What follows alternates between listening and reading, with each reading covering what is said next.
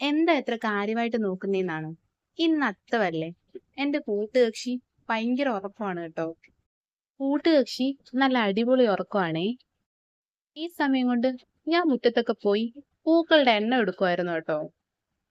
ചുമപ്പനെ ഇന്ന് വേണ്ട. ഇന്ന് നമുക്ക് വേണ്ടത് പൂവേ പൂവേ പാലപ്പൂവേ. പാലപ്പൂവും പിച്ചി നേരെ പോയത് ഇവളുടെ അടുത്തേക്കാണേ. ഇവളുടെ പേരൊന്നും എനിക്കറിയാൻ പാടില്ല. എന്നാലും കാണാനൊക്കെ നല്ല ചന്തക്കാരിയാണേ. അറിയാവുന്ന ഒരു പേര് പറയൂ. ഇനി അടുത്തത് നമ്മുടെ ചെമ്പരത്തി പെണ്ണ് തന്നെ. കൂടെ നമ്മുടെ കടലാസിന്റെ ഇലയും കൂടെ പൊക്കിയിട്ടുണ്ടേ. പിന്നീട് ഞാൻ നേരെ വെച്ച് പിടിച്ചത് അപ്പുറത്തെ ഗ്രൗണ്ടിലേക്കാണ്. നോക്കി നോക്കി അവസാനം ഇത്തിരി ചാണകം കിട്ടി. ചാണകവും വാരി വന്നപ്പോഴേക്കും എന്റെ കൂട്ടുകക്ഷി എണീറ്റിട്ടുണ്ടായിരുന്നേ. മുറ്റത്തിത്തിരി വെള്ളവും തളിച്ച് നമുക്ക് നമ്മുടെ ചാണക പരിപാടി അങ്ങ് തുടങ്ങിയേക്കാം.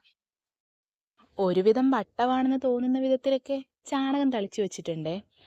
നേരെ ചൊവ്വെ വട്ടമൊന്നും അല്ല, എന്നാലും ഒരു വട്ടത്തിൽ ചാണകം തളിച്ച് അടുക്ക് വെക്കാൻ ഒരു വാടാമുല്ലയും പിച്ചി വെച്ചേ. ചിലയിടങ്ങളിൽ അത്തത്തിന് ഒരു കളത്തിൽ മാത്രമേ പൂക്കൾ വെക്കാറുള്ളൂ. ഈ ഒന്നാം കളത്തിലെ പൂ എപ്പോഴും തുമ്പപ്പൂവായിരിക്കും എന്നാണ് പറയുക. ഇതുപോലെ ഓരോ കളങ്ങളിലും ഓരോ ദൈവങ്ങളെ പ്രതിഷ്ഠിക്കുന്നും പറയാറുണ്ട്.